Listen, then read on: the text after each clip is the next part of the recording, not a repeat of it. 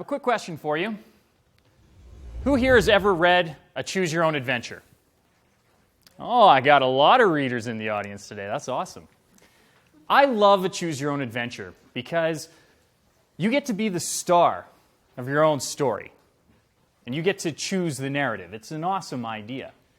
The funny thing is, we get to do that in real life too. We're the stars of our own film. And our internal dialogue is our own narration. So I want you guys to do a quick little thought experiment with me. If we're all the stars of our own movies, right now we have approximately 170 individual and unique films playing out right now, and yet we're all on the same page of our Choose Our Own Adventure. Think about it. We all had our own little ways of getting here, and yet somehow we've all managed to arrive at the same scene at the same time. So I want us to hit pause on our film for a second. And I want you to rewind your film, just briefly, to the beginning of the day today. How many of us are parents? A lot. How many had to make some form of child arrangements so that you could be here today? How many of us are gainfully employed and or self-employed? And who's playing hooky from work right now? So think of those arrangements that you had to make in order to be here today.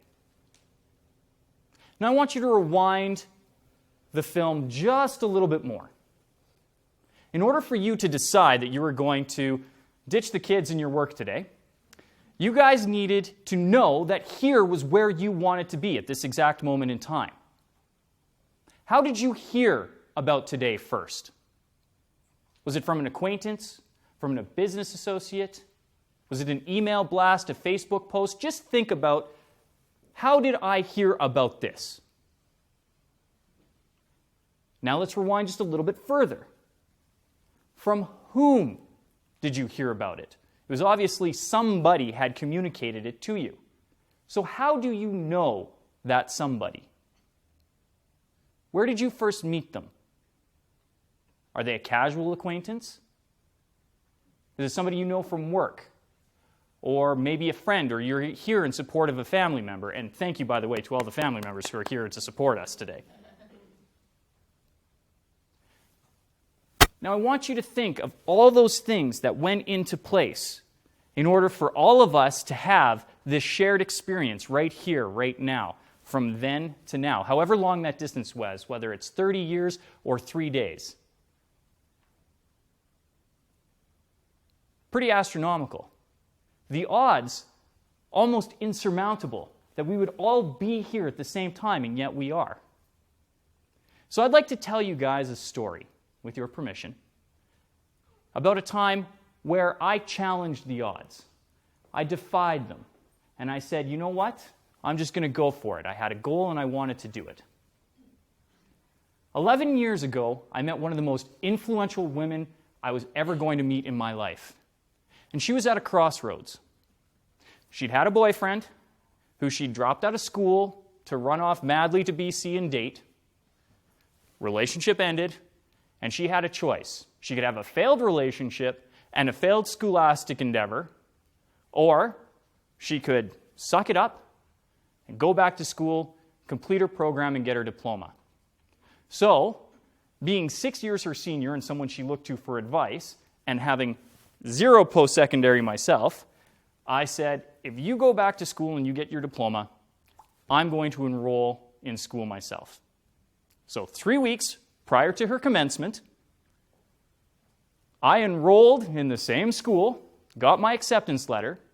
So on the day of her graduation, I was sitting in the auditorium, proud and supporting her, and watching an entire auditorium of caps and gowns.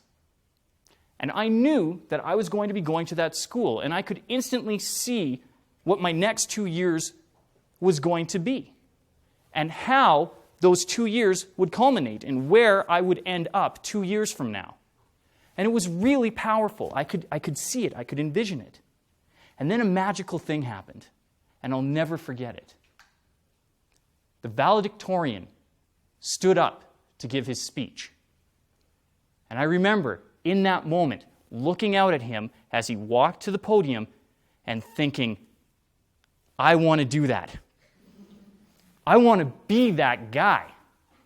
I know it's crazy, but it inspired me. I wanted to be the valedictorian, and I was going to do everything in my power to be that guy giving that speech. So I told everybody. Told my family, friends. As soon as I got to school, my new classmates who thought I was crazy. I told faculty. I told the dean of the school. I told the chair of my program, I want to be valedictorian. So fast forward 16 months, and I get an email at my school email address that says, graduation's coming up in 2 months. Don't forget to book your tickets now. They sell out quickly. So I sent an email back saying, great, I need 4 tickets, and have you picked valedictorian yet? To which I got a very interesting reply. The valedictorian process is actually closed now, but one of the candidates is backed out, and they're interviewing as we speak. Are you available to come to the selection committee at 2 o'clock this afternoon? So I dropped everything, which means I skipped class, and I went up, and I sat in front of the selection panel, and they said, why do you want to be valedictorian? And I said, because I've wanted to be valedictorian for the last 16 months. And I told them my little story that I just told you, and they were really blown away. I said, I've wanted this moment so long that I even have my speech prepared. And they said, really? Give it to us. So I did. Now, I don't know if it's because I had the audacity to go into a meeting that I didn't even know existed and had a prepared speech. Or if it was because that in itself exuded just a certain amount of confidence. But wouldn't you know it, 2 months later, I was that guy. And I got to give that speech. Now, the odds of me becoming that guy are coincidentally enough very close to the odds that I would navigate an asteroid field, according to C-3PO. So I could have been a scared little droid, or I could be Han Solo. And I could say, never tell me the odds. And that's what I did. And just so you know, breaking it down, it really is about 1 in 307,20, because that is how many people enroll at SAIT in any given year. And if you break it down to the graduation class that I had, because they break the ceremonies into 3 ceremonies, it was 1 in 1,700. Break it down even more to give myself some better odds. We'll take just the students who were involved in some form of leadership capacity. My odds were 1 in 168.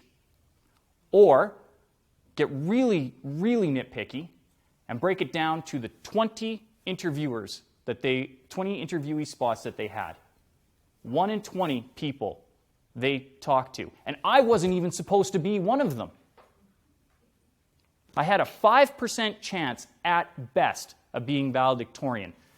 But I said I didn't care about the odds.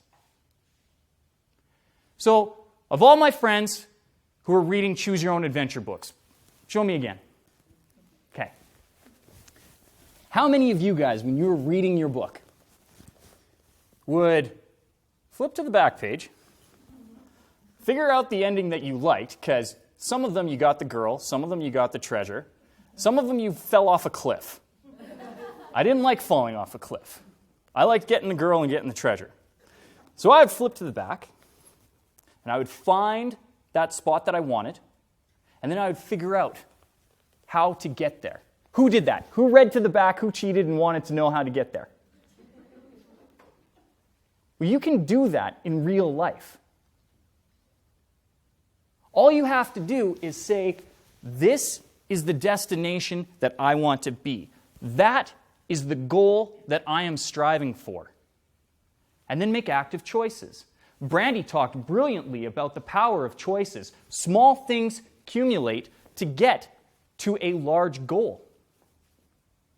And there are many tools and techniques that you can use to get there, and it's up to you to determine and choose them. But the point is to make a choice.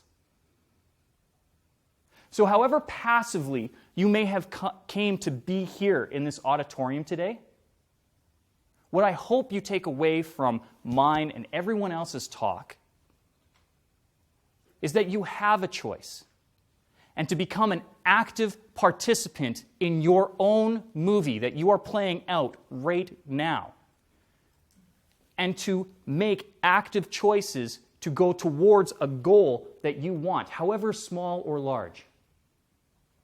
I guess what I'm saying, guys, is I really hope you take the time to choose your own adventure.